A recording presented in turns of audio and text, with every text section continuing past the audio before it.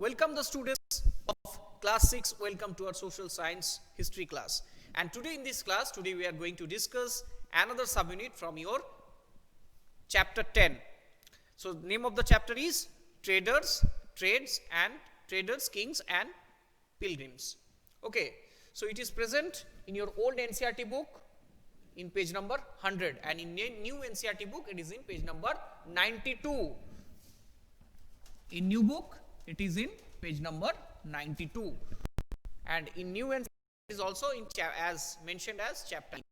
So let's begin our today's class and today's subunit with new kingdoms along with the coast.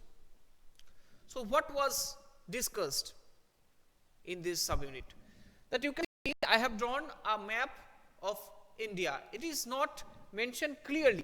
You can see the upper portion of the map was not clearly because this map is not about our today's India. This map I have drawn our ancient India. So in this map, southern portion of our country, because you have already read in geography that South India covered, in the three sides of South India covered with water. Okay, surrounded by water. Eastern situated, South India, that is the Indian Ocean, in the south of India, and west of India, that is type of masses which surrounded three sides by water is called peninsula. Okay, so it is the South India also called peninsula, and in peninsula region it has a long coastline from Bengal up to Gujarat. Okay, Bengal from Gujarat also up to Bengal. And long ago means 2300 years ago in the South India, some powerful chiefs also emerged among the river valleys of Kaveri river. Kaveri river flown through this region. Okay, flown through this region, the Kaveri river, and the bank of Kaveri rivers, both the side of the Kaveri rivers are very much fertile. So among the river valleys of the Kaveri, chiefs and kings who controlled the river valleys and the coast become rich and powerful. So Sangam poems means long ago, 2000 years ago, means Sangam literature was written, and that literature is the oldest literature written in Tamil language in South India. And in Sangam literature, the poems mentioned about a word called Mubhendar. So what is the meaning of the word Mubhendar? The Mubhendar means three kings or three chiefs. At the time, in the river valley region of the Kaveri delta, three powerful chief or ruling families, they ruled, and their name are Cholas, Cheras and Pandyas. So you can see in the map, the Cholas ruled in today's Andhra Pradesh and some part of today's Tamil Nadu. Pandyas ruled in today's southern Tamil Nadu region, and Cheras ruled in today's Kerala region at the time, and who became powerful in South India 2300 years ago. So each of these three chiefs had two centers of power. One was their inland capital, from where they controlled the administrative functions of their state, and another one, it is the port city situated on the coastline, okay, such as Kaveripattanam, that is a very important, or Puhar, it is also an important port situated in the Chola kingdom in the bank of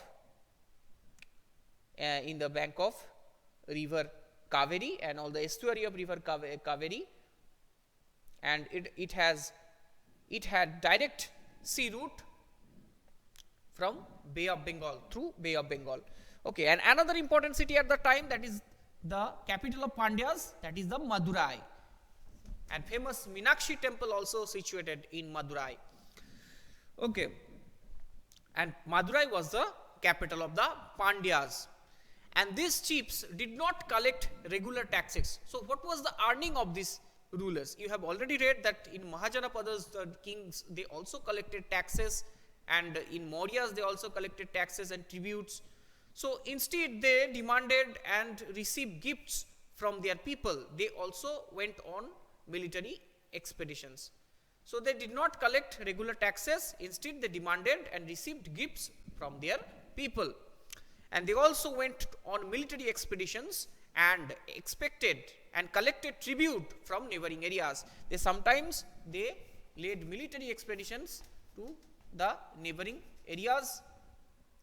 Even they crossed the sea and also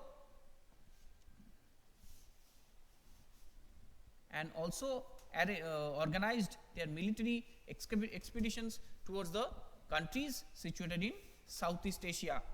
Okay, from here. And they kept some of the wealth and distribute the rest among the supporters. And after winning the battles and after attacking the foreign kingdoms beyond the sea also, they collected huge amount of wealth and from those defeated kings, and after that they distributed those huge amount of wealth, gold, silver, etc. with their including members of their family and among their soldiers, poets and supporters. Many poets at the time whose composition are found in the Sangam literature. Okay, so they composed poems in praise of the chiefs of these ruling families or this type of ruling heads, and who often rewarded them with precious stones, gold, horses, elephants, chariots and fine cloth. Okay, so when they wrote good things about the kings, so they often rewarded those Sangam poets with huge amount of wealth, elephant, chariot and horses, gold, precious stones and also with fine cloths. Except these three important ruling families, another important kingdom was there, that is the Satavahana Empire. And Satavahanas, another important ruling family, they ruled in that region. Okay, it is the Satavahanas.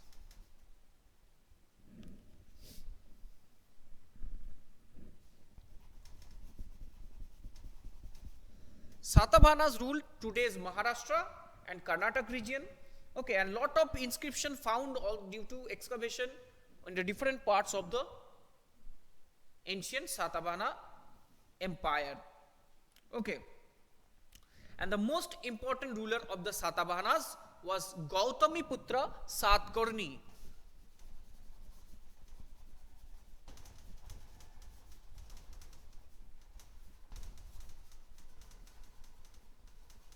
Gautamiputra Satkarni, it is the most powerful Satavahana ruler, and his mother Gautami Balashri inscribed or composed an inscription, and from that inscription we know about him. And the Satavahana dynasty established by Simuka, and the most powerful ruler Gautamiputra Satakarni. And Satavahanas rulers also known as the lords of the Dakshina Patha, means if you try to enter, any king, they try to enter South India crossing the Vindhya mountains situated here, Vindhya and Satpura mountains, they had to face with the Satavahana army. So that's why lot of people, they respected the Satavahanas at the time, and they were called the lord of the Dakshina Patha, means the ruler of the South India. Okay, students,